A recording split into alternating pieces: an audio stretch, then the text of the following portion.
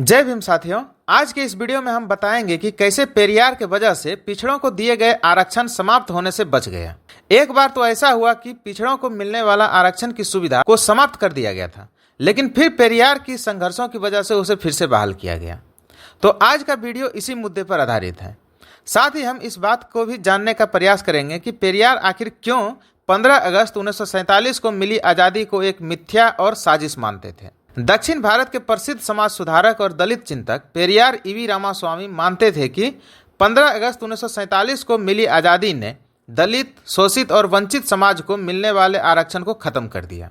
ये बात उन्होंने अपने किताब जाति व्यवस्था और पितृसत्ता में विस्तार पूर्वक बताया है। उसके अनुसार सन 1935 में पेरियार ने तत्कालीन सरकार से अपील की कि वह राज्य सरकार की संस्थाओं की तरह मद्रास प्रेसिडेंसी में स्थित केंद्र सरकार की सभी संस्थाओं में आरक्षण की व्यवस्था लागू करें। इस व्यवस्था के अंतर्गत 14% पद ब्राह्मणों के लिए, 44% गैर ब्राह्मणों के लिए और 14% दलितों के लिए आरक्षित किए जाते थे। तत्कालीन मद्रास के मुख्यमंत्री राजा सर बोबली ने इस अपील को केंद्र सरकार के पास भेज दिया। पेरियार और राजा सर बोबली के अथक प्रयासों की वजह से केंद्र सरकार की संस्थाओं में भी 72% आरक्षण लागू हो गया। यह ऐतिहासिक सरकारी आदेश देश में ब्रिटिश शासन समाप्त होने तक लागू रहा, लेकिन भारत के स्वतंत्र होने के कुछ ही समय बाद भारत के ब्राह्मणवादी प्रशासकों के द्वारा इस आदेश को वापस ले लिया गया। हालांकि पेरियार ने पहले भी इसकी भविष्यवाणी कर दी थी कि ऐसा होगा। उन्होंने विदुथलई नामक दैनिक समाचार पत्र में 2 लेख लिखे थे। एक का शीर्षक था 15 अगस्त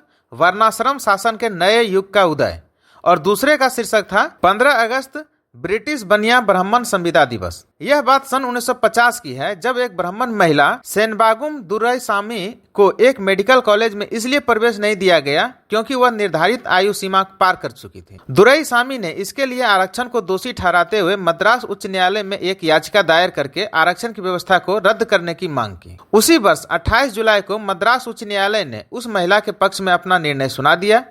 बाद में जब इस फैसले के खिलाफ उच्चतम न्यायालय में अपील किया गया तो अब उच्चतम न्यायालय ने भी उस अपील को खारिज कर दिया। इस तरह एक झटके में आरक्षण की व्यवस्था अचानक से समाप्त हो गई। यहाँ एक बात गौर करने की है कि उस ब्राह्मण महिला का वकील कृष्णा स्वामी अय्यर थे, जो कि संविधान सभा के सदस्य भी रह चुके थे।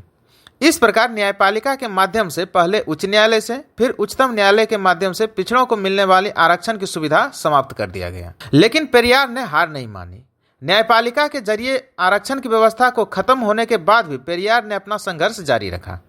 मद्रास उच्च न्यायालय के निर्णय के एक सप्ताह के भीतर 6 अगस्त 1950 को पेरियार ने मद्रास राज्य के लोगों से यह अपील की कि वे अपने अधिकारों को फिर से पाने के लिए संघर्ष शुरू करें। पूरे प्रदेश में विरोध प्रदर्शन हुआ। पेरियार ने 14 अगस्त 1950 को आम हड़ताल का आह्वान किया और जबरदस्त सफल भी रहा। पेरियार के द्वारा आह्वान किए गए हड़ताल ने तत्कालीन सत्ता के सिंहासन को हिला दिया। हड़ताल के बढ़ते प्रभाव को देखकर कई केंद्रीय नेतृत्व ने पेरियार से संपर्क करने का प्रयास करने लगा ताकि किसी तरह से उस हड़ताल से निजात पा सके। तब पेरियार ने उस केंद्रीय नेतृत्व के जरिए सरदार वल्लभ भाई पटेल को संदेश भेजा कि आरक्षण के अधिकार की पुनर्स्थापना की जाए, अन्यथा यह आंदोलन समाप्त नहीं होगा। साथ ही उन्होंने यह चेतावनी भी दे दी कि यदि सरकार हमारी मांगों को पूरी नहीं करेगी तो यह आंदोलन पूरा देश भर में होगा। सरकार ने उनकी अपील पर भारतीय संविधान के अनुच्छेद 15, जो कि किसी भी नागरिक को उनके धर्म, मूल वंश, जाति, लिंग या जन्म स्थान के आधार पर विभेद का प्रतिषेध करती है, में संशोधन किया।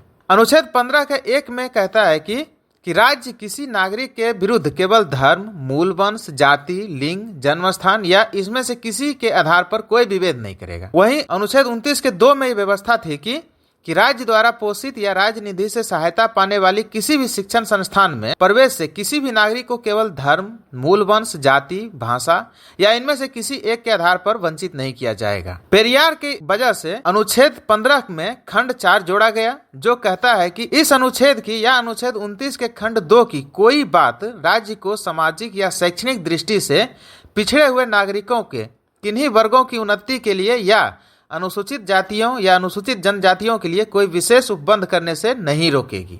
इस तरह पेरियार ने आरक्षण की व्यवस्था को समाप्त करने के षड्यंत्र को विफल करके इसके लिए संवैधानिक व्यवस्था करवा दिया। अगर यही 30 शब्दों का यह खंड संविधान में नहीं जोड़ा जाता तो तमिलों को मिलने वाला वो अधिकार भी नहीं मिल पाता, न ही पिछड़े वर्ग को आरक्षण की व्यवस्था फिर से मिल पाता। अगर वो खंड नहीं जोड़ा जाता तो तमिलों की कई पीढ़ियां शिक्षा से वंचित रह जाती और शेष भारत को भी रास्ता दिखाने वाला कोई राज्य न होता और न ही सामाजिक और शैक्षणिक दृष्टि से पिछड़े वर्गों के लिए आरक्षण का प्रावधान हो पाता।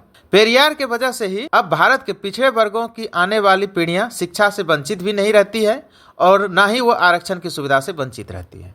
तो इस प्रकार पेरियार ने आरक्षण की व्यवस्था जो न्यायपालिका के जरिए खत्म कर दिया गया था उसको भी फिर से पुनर्स्थापना करने में सफल रहे।